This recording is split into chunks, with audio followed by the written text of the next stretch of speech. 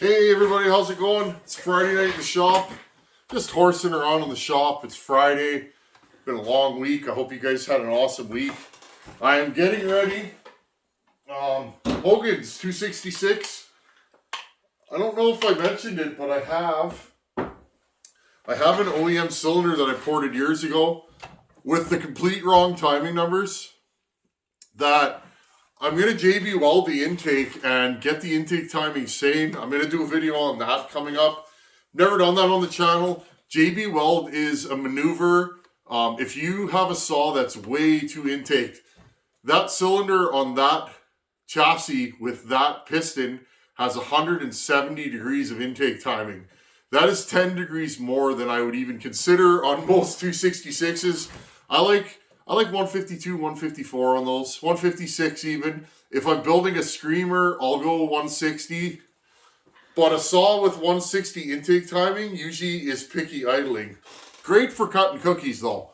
But as a work saw, they can be a little particular. So I need to JB weld, and I'm going to bring that intake floor back up and do a little porting to it and see where that cylinder's at with new Go Fast moves. I ported that thing years ago. And I've learned a lot of tricks since then. But I like some of the things I did on that cylinder. So we can revisit that. Caleb's 288, same thing. I'm going to clean up that OEM cylinder and get the timing numbers for you guys again. And then we're going to port that. And it's going to be a lot of fun. Today's video, I wanted to show you guys this, because there's just so many different saws. Friend of the channel, Jeff.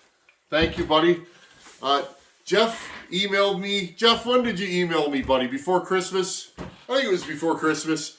And he said, I got a really clean Stihl 028 Wood Boss, 47 cc's, I believe this saw is. And he said, I'd like to donate it to the channel. I thought that was cool. I've never had an 028 on the channel. These used to be super common saws, but they're just, like a lot of things, stuff's drying up.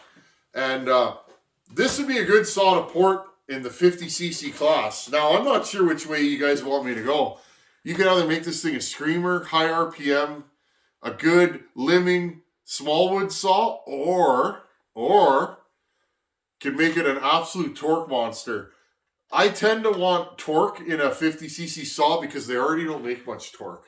So I find if you start pushing RPM on these, they are a lot of fun, and sometimes an RPM saw is the perfect saw for the day. You know, if I'm falling 8-inch snags in the back 40 of the property, and I'm jumping and bobbing and weaving, a saw like this with a short bar, especially in long, overgrown brush where you just don't have room to carry a long bar, a really fast, zippy 50cc saw can be a lot of fun. But sometimes, maybe you're having a sore back day or something like that, and you're bucking 18-inch rounds, and maybe you don't want to carry a bigger saw. Well, you build a torque monster out of one of these. So, I'm not sure what we're going to do with this, one way or the other, or we might just go a good all-around saw. This is going to be another saw. When I do port it, I'm going to do it shot for shot and step for step.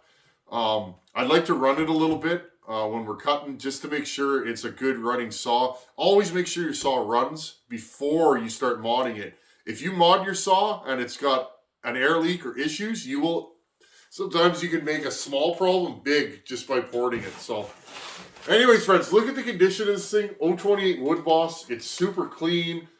All the plastic's good. It's got all the stickers on it. Pretty cool. Jeff, thank you, buddy. Definitely gonna have to fire this thing up on the channel and rip it a little bit. I don't think I've ever had an 028 AV. I've had a Super. I wish I kept it. You can't find 028 Supers anymore. That's the cutaway saw. Don't worry, friends. I didn't cut a good saw in half. The 028 I cut in half was a top end and a crankcase that was sitting in a barn on the floor for like 20 years. It had holes in the case, and the top end was blown up. So that's what I cut in half. But anyways, friends, everybody, please thank Jeff. Thank all of you that helped this channel.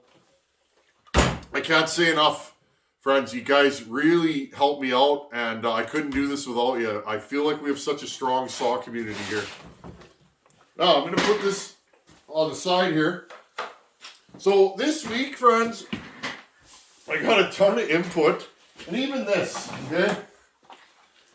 Even this. Here are 3 saws.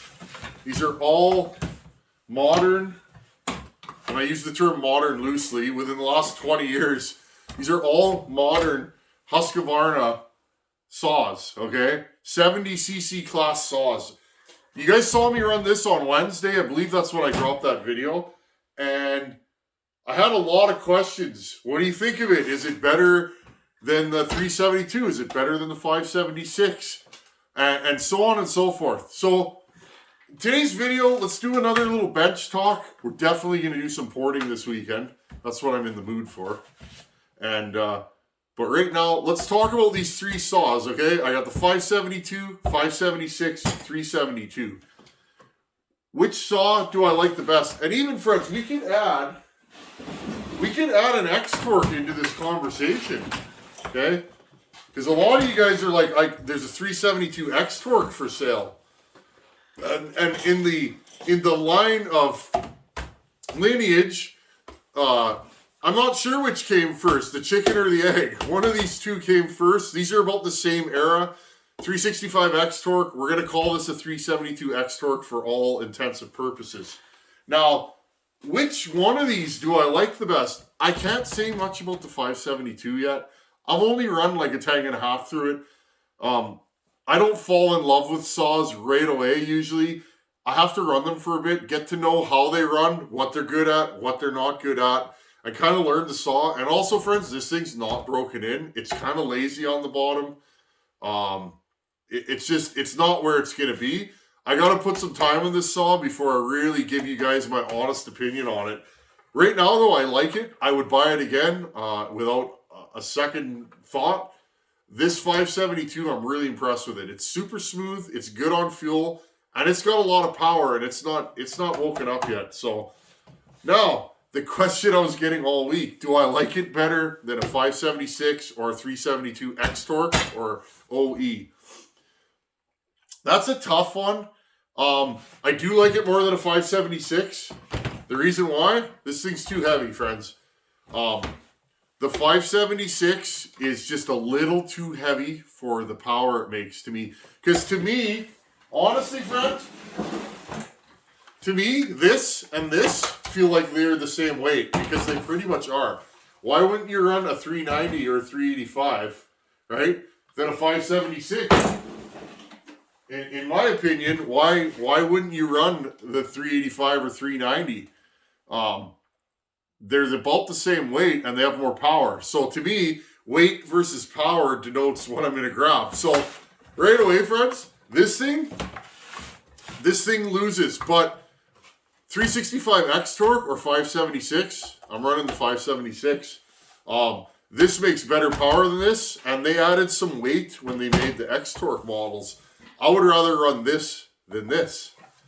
I know it's funny, not everybody likes the 576. Some people do.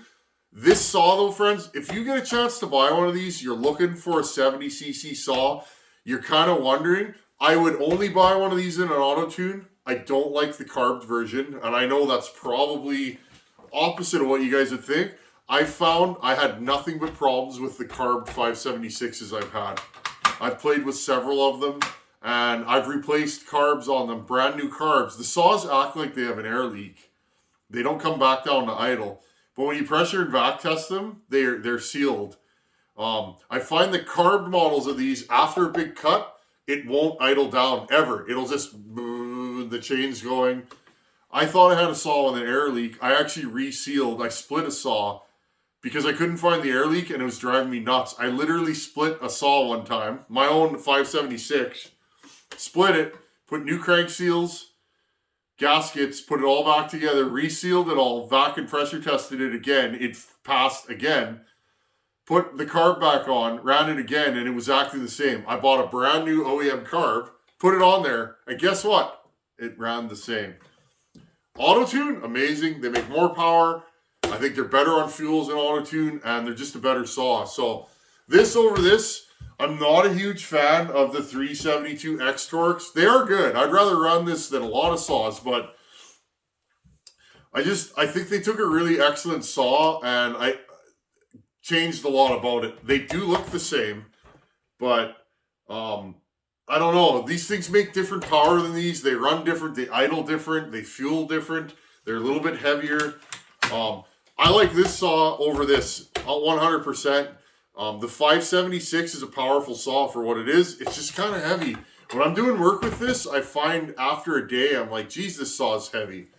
I only ran this for a tank and a half, friends, but I never noticed anything but a wicked saw. So I already know that the weight of this is more in line with what I like. This thing's okay. I'm going to give this saw a chance, but again, I have run this a couple times. It's okay. It's okay. It's a nice saw. If you have one of these, it's a great saw to have. I like running it. The problem is, friends, we all like different saws, and I have so many saws that I have such a broad spectrum to pick from that to me this saw is just okay. 372 non-xtorq, the original edition, like this one. I really like these. It's hard to compare these two. They make power totally different. This thing is character. When you fire one of these up, they bop and weave and thump, thump, thump, thump. They sound like an older saw. These are smooth. They sound fuel injected. It's like fuel injected horsepower versus carbureted horsepower. Some guys like carburetors. Some guys like fuel injection. It's the same thing. These are really light. I feel like this is lighter in my hands than this. I don't know if it is. I'm just going by feel. I don't put saws on a scale because I find where the handlebar is in relation to each other, all that stuff, how wide it is, all that stuff makes you feel the balance a little bit different. So out of all these saws, friends, I'm probably still going to be a 372 man for now, but the 572 is a really nice saw. When I put more time on it, maybe I'll say, you know what, friends, I hate to say it, but I'm a 572 man. One thing I'll say about this 572 is every person that I've talked to that's bought one has said they are 100% happy with it. That it's been stone dead reliable. A lot of timber fallers are running these now, and everybody's saying the same thing. So that's why I went with this. If it's good enough for a timber faller, it's good enough for me, and I'm really happy with it. So there you guys go. 4 different 70cc saws. This actually is 70 cc's, even though it's called a 365. I think this is 73. How many cc's is this thing? 74 cc's is the 576. 71 cc's, and I think this is 72 cc's. So, I mean, these are all close enough. This is the biggest saw. Right now, out of these two, I think this has more power, but this thing's broken in and it has a muffler mod. So again, I'll take 0.2 less horsepower right now for 2 less pounds probably. So again, though, you might carry this around and you might love this saw or this saw. Really though, friends, I think everybody loves a 372, don't they? I mean, it's a good looking saw. They run good. They're just nice saws. So anyhow, friends, and I mean, realistically, my favorite saw to run is a 266. I will say that. The 266 chassis, I've built the most of those. I have several different iterations of them. I have several different builds. And I've built the most of those, and I really enjoy running them. They're lightweight, they're flickable, they're revvy. They don't make the power of anything in this class, though, friends. So, bore and stroke-wise, this is a long bore long stroke small bore saw. 39 mil stroke, 48 mil bore. This thing's really under bore for a chainsaw. It's actually weird. 36 by 50. I can't remember what these are. They're 36 by 51, I believe, which gives you 74 cc's. If they were 52 millimeter, they would be 77 cc's. I think that's the deal here. And then again, 36 by 50, same as the xtorqs. I can't wait to get into these, friends. I'm so glad that you guys enjoyed that video. These look the same. They are totally different under the hood. The cases are different. The pistons, cylinders, carburetors, intake boots. We're going to go into all that. There was some confusion in the comments. You can put an xtorq carb on an original edition saw. I'll probably show you how to do that. But there you guys go. I hope that answers a few questions. I'm not 100% sold on this yet just because I haven't run it that much.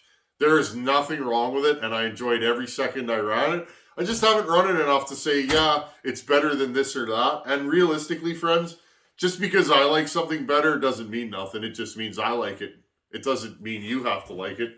Like I said in the last video with the 372s, some guys like an 044 the best. I can't disagree with them. That's also a great saw. All these saws are so close, you know. This thing's a little underpowered in this crowd, but I mean, if you grind the transfer caps in this, it's a 372 xtorq. All these saws make about the same power. You know, this and this probably make the most. These make a little less. These make a little more grunt. These make a little more scream. Just depends on what you're cutting, your bar length, how you sharpen, and what you like. Some guys like torque. Some guys like horsepower. Some guys like a blend. So, anyhow, friends, I'm going to get a wrap going for this 572. I need a wrap. I can't run this thing without a wrap. I'm having a hard time. And I got wraps for both of these. I just haven't put them on yet. But yeah, I definitely need a wrap for this thing, and I can run it some more. I might go cutting with this and this and run them back to back. It'd kind of be an interesting comparison. This is the Rodney Dangerfield of, you know, 70cc saws. No respect, no regard. Same with the 575. This is a way better saw than the 575. Don't confuse the two. They're not the same saw. But this thing failed. It didn't take this out. This saw did not unseat the mighty 372. It just didn't. And it is what it is. And I understand why. I think they got the ergos wrong on this, and it's a little too heavy. Yes, it makes a lot of power. But I think they changed the ergos so much and the weight of it that if I was a faller and I'm falling with this and you give me this, it's a little heavier.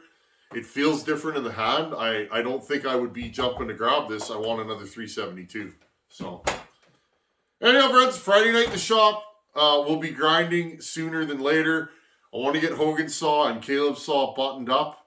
I got the 200T to port. I got to run that a little bit and make sure it's portable before I grind on it. And then we can pretty much do whatever we want. We can do some 372 builds. That 357, I need to run that. It is still giving me trouble, so I haven't brought that thing into the bush because it's consistently inconsistent. It might be the carburetor, but we'll run that when the time is right and just go from there. Anyhow, friends, Friday night in the shop. Pick whichever one you like. These are all good saws. I enjoy all of them. I am splitting hairs, literally. Modern chainsaws are incredible. These are all good saws. My top picks on this table are these two. I like this because it's a 372. I've been running a 365 non-xtorq, a 365 special for years. This chassis feels at home in my hands because I've been cutting with it for years. This feels a lot like my 562, so that's why I'm kind of at home with this thing already. It has the same kind of ergos. This I haven't given enough of a chance because I'm old school. This I ran for a whole season and it spends its life on the shelf, so whatever that means. I'm just not a 576 guy, but I really like this saw. It's never given me a lick of trouble. It is an auto tune, and it's been stone dead reliable since the day I had it. So, since the day I got it. Anyhow, friends, thanks for watching. Take it easy. Later.